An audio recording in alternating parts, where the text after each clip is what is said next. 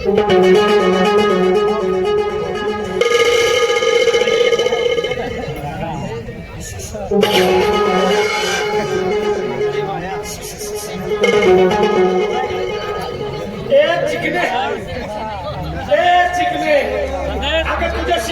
बोलतोय नाही म्हणलं त्या पोराच्या ना माझ्या मध्ये पळायला लागत पण माता का तो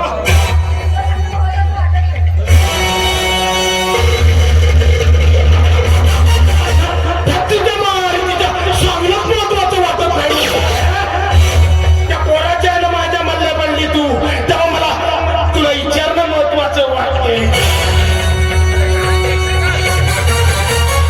काय ग कुणाची लेट तू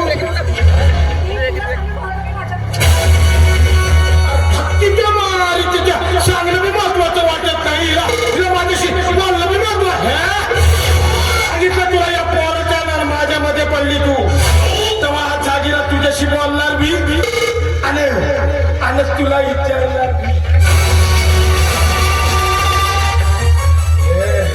हाय सालदाम हाय तुझ्या 440चा करंट लागला अगं जागीरा रस्त्याला चालायला लागला तर भल्या भल्यांची टरा फाटते आणि तू दीड दमडीची चिकणी माझ्या पुढे तुम्ही राहून बोलते आज तुझ्याशी बोलणार मी आता मला बघायचं तुझ्याला माझ्यामध्ये कोण अडवाय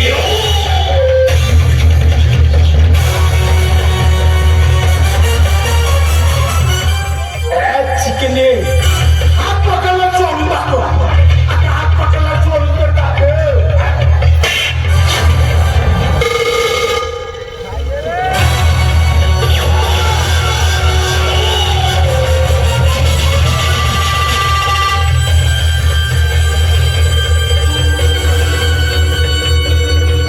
कुणीतरी सांगा हिला जागीराच्या थोबाड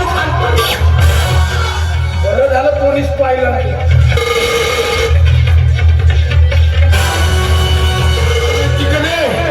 तुझ्या चिकण्या हाताने माझ्या कानफळात हाणली नाही तुझ्या चिकण्या हाताने माझ्या गालाचा मुका घातला आता घ्या ना या खंगरवाडीच्या चौकात हा जागीरा मी तुझा मुका घ्याला काय खून का बदला खून पप्पी के बदले पप्पी आता मला बघायचंय तुला कोण वाचवतंय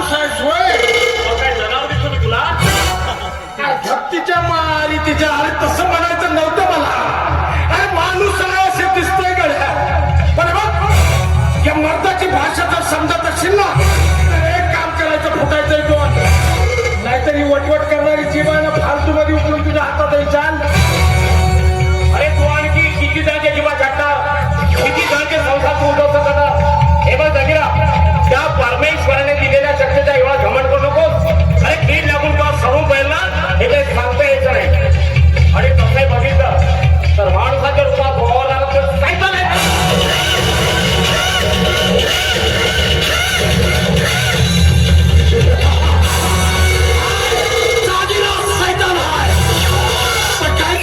जागीरा घबरायला लागला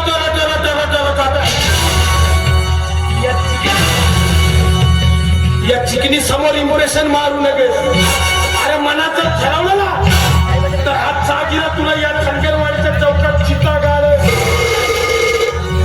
रात्रीच्या काळोखात भुगळांजरी किती धुकार घातला ना तरी त्याला पक्षांचा राजा पुढे मारत नाही अरे मी विधान सावंत आहे विधान सावंत लपलेल्या सत्य घटनांना वाचा करून या समाजापुढे ते समर्पितपणे मांडणारा एक पत्रकार आणि काय रे तुम्हाला चिता काढणार अरे तू मला काय चिता काढणार जरा पाठी मागे नजर बघ माझे काय मित्र आहेत बघ तिकडे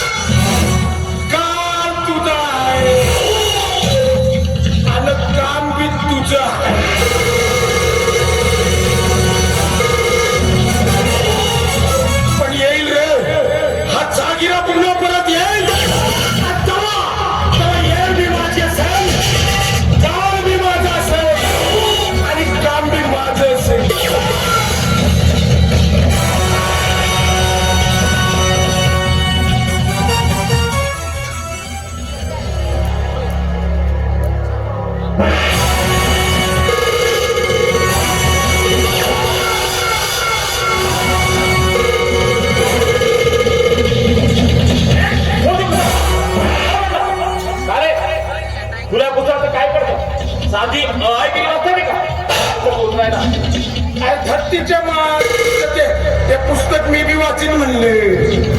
अरे खरं हा जागीरा जास्त वर्ग शिकला नाही, पण एक तुला सांगतोय की नाव वाचण्यापुरतं येतं मला. त्या पुस्तकाच्या पहिल्या पानावर मनीषा नाव लिहिले. आता मनीषा म्हणजे मनातली इच्छा.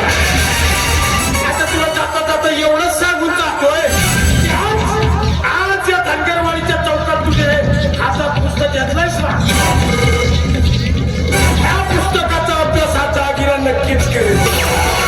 त्यासाठी रात्र जागावी लागली तरी चालेल, पण ह्या पुस्तकाचा अभ्यास हा जागीरा नक्की.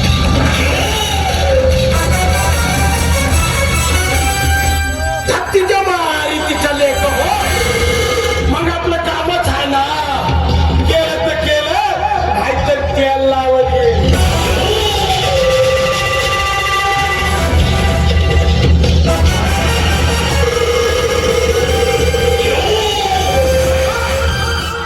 हा स्वतःला सांगत होते काय म्हणे केलं तर केलं तेल लावून दिलं. तुझ्या बाबाची जागी आहे का?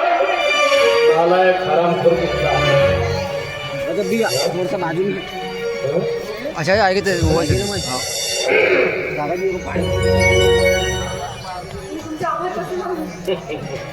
यात आभार कसं. खरं तर माझं कर्तव्य आणि फक्त माझं एकट्याच कर्तव्य नाही, तर या भूमीतील प्रत्येक तरुणाचं कर्तव्य आहे की आपल्या मातीतील आईबहिणीचं रक्षण करणं. पण काय ग, तू एक स्त्री असून देखील त्या मुलाचं प्राणवता निघालीस. अगं तुला माहित नाही, जगाला किती खतरनाक प्राणी आहेत. जीवाला मुकली असतेस तू. इतका कणखर बनण्याचा बळ तुझ्या सुखानं कोण असतो. ते पण माझ्या आईचं आहे, माझ्या आईने दिलेल्या संस्कारांचं. धन्यवाद की ज्यांना असे संस्कार दिले. खरंच लाखत आहे की माझी आई स्वतःच्या गाठीला एक एक रुपया जमून आम्ही समृद्धी आहे. नशिबी गरिबी आहे, पण गरिबीची कधी म्हणून नाही होऊया. नेहमी सत्याचं शिकवण, सत्यमेव जयते. माझी आई म्हणते भ्रष्टाचाराच्या मार्गावर जाऊन करोडपती होण्यापेक्षा सत्याच्या मार्गाने भिकारी बनण्यात. पण स्वतःचा इमान विकू नका, कारण तो तुमचा स्वतःचा असेल.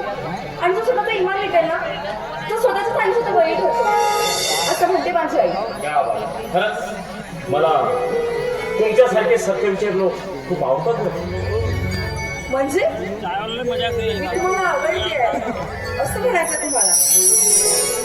पण या मनीषाने कधी प्रेमाच्या दोन गोष्टी केल्या नाही.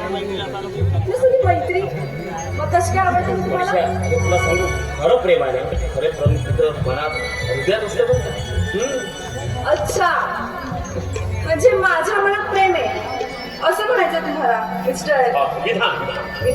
बोला, माझ्या मनात प्रेमाचा भाऊ आहे. नाही ते मला माहित नाही, पण मनीषा तुला सांगू, अगं कित्येक दिवस झाले आपण एकमेकांना बघत आहोत, भेटत आहोत, पण ते प्रेमाचे भाव मात्र माझ्या ओठी कधी लागले नाही. आणि खास करून म्हणजे तुझी शिक्षणाची जिद्द बघून माझ्यामुळे तुझ्या शिक्षणात काही बाधा होऊ नये म्हणून ते भाव मी माझ्या ओठीत फिरावून ठेवले. पण खरं सांगत झाले असं ते जरा मनापासून आवडते. आय डू यू नो मी? नाही, मला माहित आहे तुझ्याकडनं मिळणार उत्तर नक्कीच होकारार्थी असणार. जेव्हा नाही